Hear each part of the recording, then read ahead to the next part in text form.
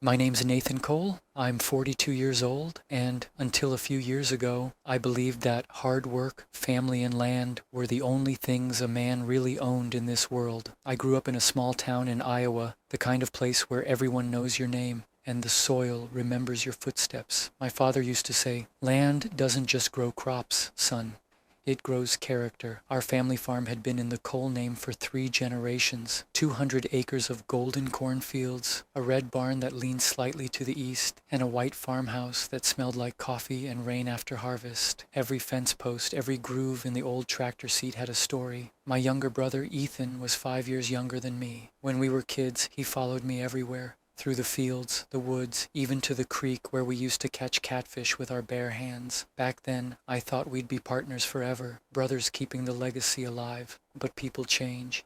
Ethan always had his eyes on something bigger. While I found peace in the rhythm of the soil, he dreamed of city lights and fast cars. I used to laugh it off. "You'll come back," I told him once when he left for college in Chicago. "You'll miss the smell of rain on dirt." He just grinned and said, "You can't build dreams out of dirt, Nate."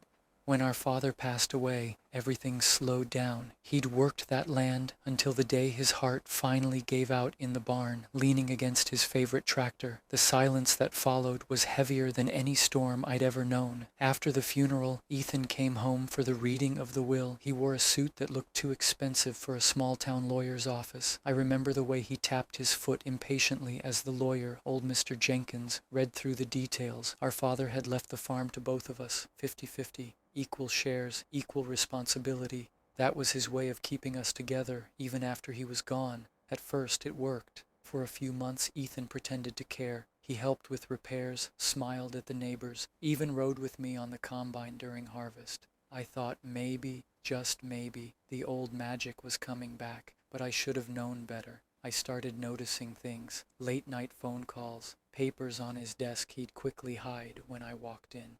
Strangers in shiny cars showing up at the edge of the property, pretending to be insurance assessors. And then, one evening, as the sun was setting behind the fields, Ethan turned to me and said something I'll never forget. "Nate, maybe it's time we stop pretending we're farmers. This land's worth more than it'll ever grow." It was like a slap. I stared at him, not recognizing the man in front of me. "This land fed us," I said. "It raised us. It buried our father. You don't sell your blood, Ethan." He laughed, not cruelly, just hollow. "You don't understand, brother. You hold on to the past like it owes you something. I'm thinking about the future." That night I couldn't sleep.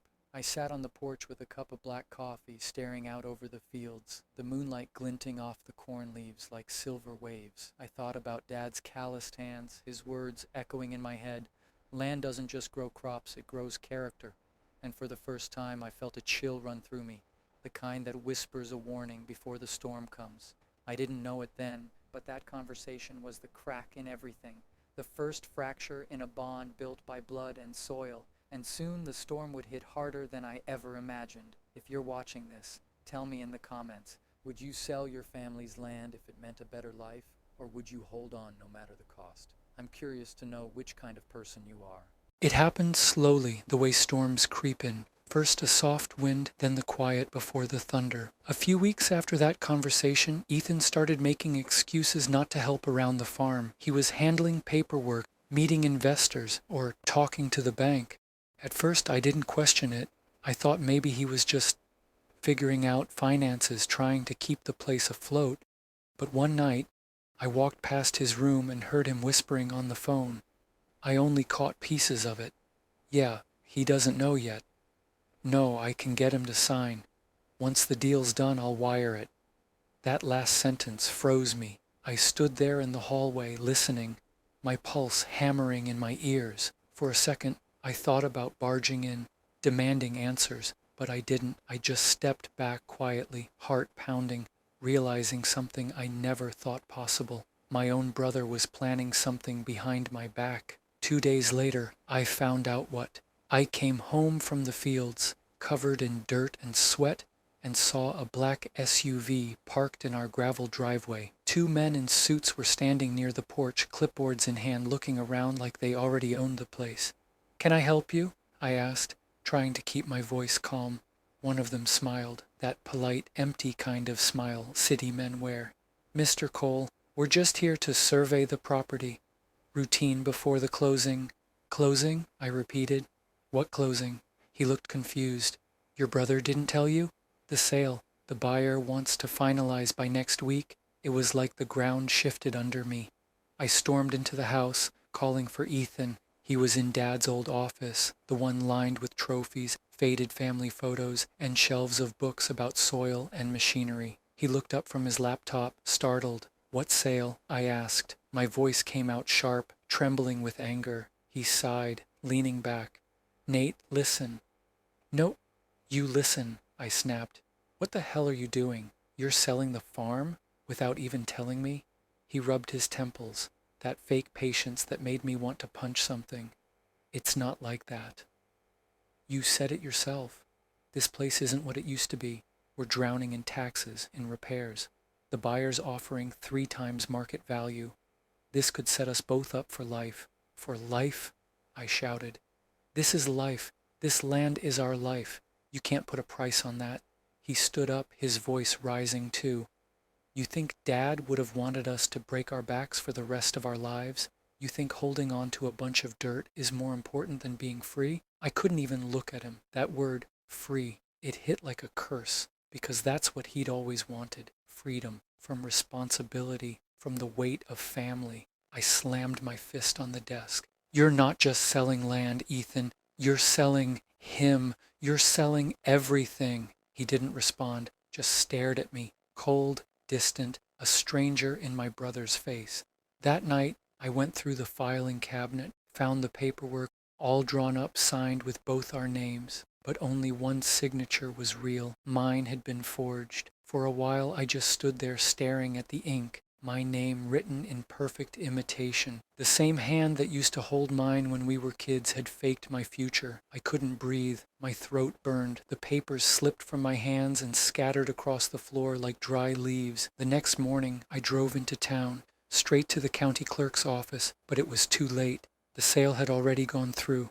The land, my father's land, was gone, sold to a development company that planned to tear down the barn, bulldoze the fields, and build luxury homes where generations of Coles had lived and died. I sat in my truck outside the courthouse, staring at my reflection in the rearview mirror. My face looked older, harder, the kind of face that had buried too many things, dreams, people, hope. And when I finally looked out the window, I saw Ethan's car pulling out of the parking lot, brand new, shiny, paid for with the ashes of everything we once were. I didn't honk. I didn't chase him, because in that moment I realized I wasn't just watching my brother drive away. I was watching my last piece of family disappear down that road. If you're still with me, tell me in the comments. What would you do if the person you trusted most took everything from you?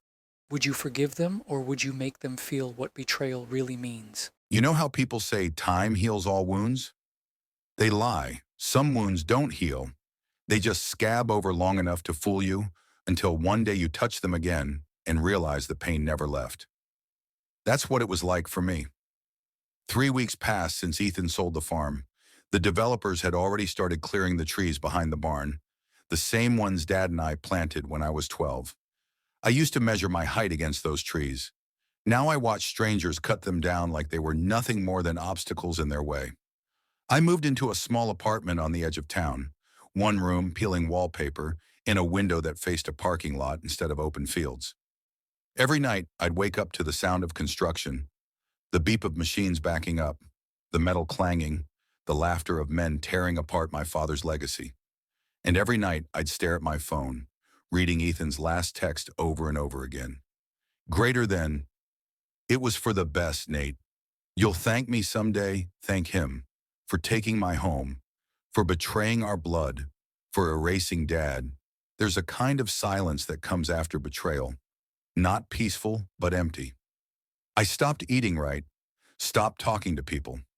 Even Mom's old dog, Cooper, wouldn't stay near me. He'd just sit by the door, waiting for someone who wasn't coming back. But then, something changed. One afternoon, I drove past what used to be our farmhouse. It was gone, completely leveled. In its place, a billboard stood tall. Coming soon, Cole Estates, luxury living by Silver Pine developers. Cole Estates. He didn't just sell it, he branded it with our name. My name. That's when the grief finally burned itself into anger.